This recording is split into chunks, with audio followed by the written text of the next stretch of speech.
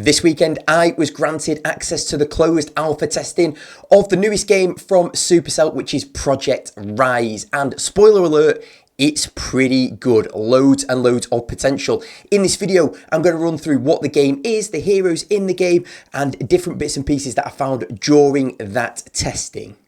Set in the Clash universe, the aim of the game is to work as a team to battle against enemies and rise up through the floors of the tower using heroes which will be incredibly familiar to you if you have played previous Supercell titles.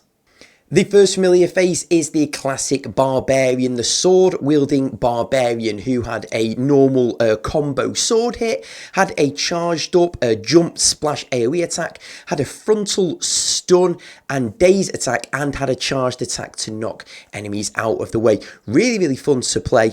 I normally tend to go for these melee characters. However, my actual favourite, who I leant in towards the most, was the archer.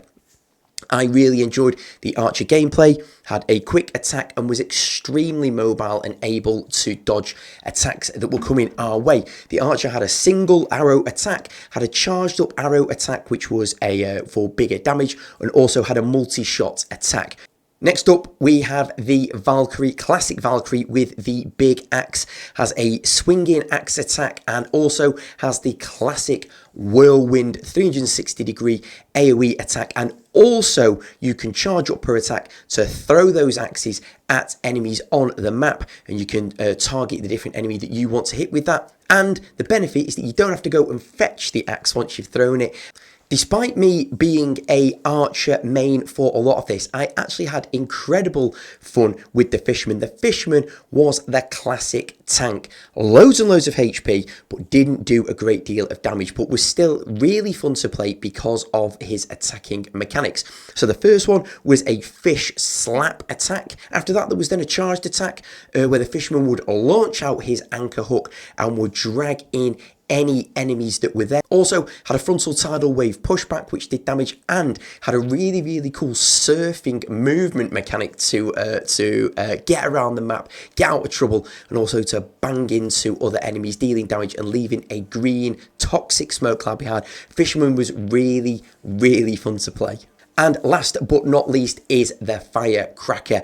Again, the Firecracker, another ranged unit, very similar to the Archer. In fact, I probably had just as much fun playing with the Firecracker, who had a single Firecracker shot as her main, had a heavier attack which she could charge up, which was an AoE splash Firecracker, and then she also had another AoE attack where she would throw out a box of fireworks, and that would detonate around minis that were in that area of effect. So all 5 of the minis were fun to play. I did definitely prefer the range ones, but the fisherman was a lot of fun as well. Now, as I said at the start, this is currently in alpha testing, or currently just had the closed alpha testing, and therefore the question may well be, when will the game be released? And there has been no indication yet at all of when this will be available, but because it's got to go through beta testing is the next step, and then hopefully going global, it's going to be a little while yet, I would expect.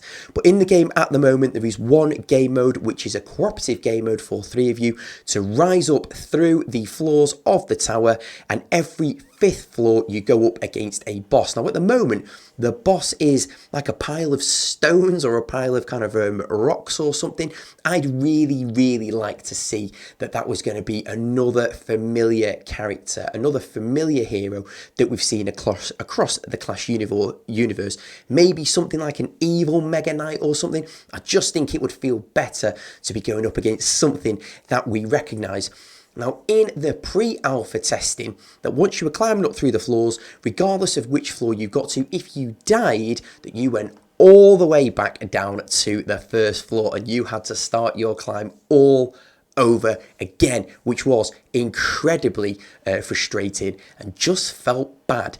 Now, however, there is a reclimb mechanic in the game. So for every 10 levels you complete, you can reclimb back from the start up in increments of 10.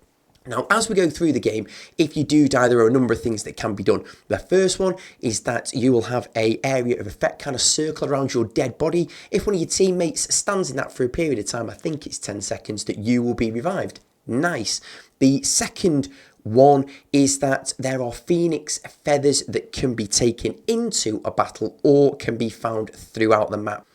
Now, as you progress through the floors, that you will gain and collect elixir. Elixir can be spent on perks, and perks are going to make your hero stronger throughout the fight. And one of those perks actually is that if you take a killing blow, that you are automatically revived. So that's a pretty strong one.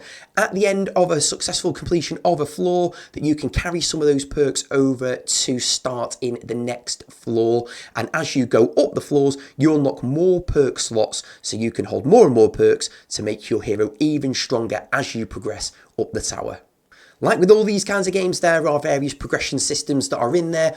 One is to improve the strength of your tower, which will give you access to your forge. Forge unlocks better perks. It will also mean you can hold more phoenix feathers, and so on and so forth. And the other one is a chest progression system where you get points for completing floors, and there are also daily and weekly challenges within the game, so you can complete them and they will progress you through the chest progression system, which gives you gold and the resource you need to upgrade your heroes. All in all then, Project R.I.S E, even at this closed alpha testing, is in a good state. The game ran really, really well for me personally, and I really didn't encounter many bugs at all. So as far as the actual launch goes, or as far as this early release goes, Project R.I.S E is in a really, really good place. It is very, very easy to play. I think it will get quite difficult to master, where there will be things like meta compositions for different bosses, and with the addition of more game modes, I think that this game has got lots and lots of potential. So stick around on the channel, because when the next round of testing is available, hopefully I will be selected for that as well, and I'll bring you all the latest updates from Supercell and the Project R.I.S E team. Thanks for watching. I'll see you in the next one.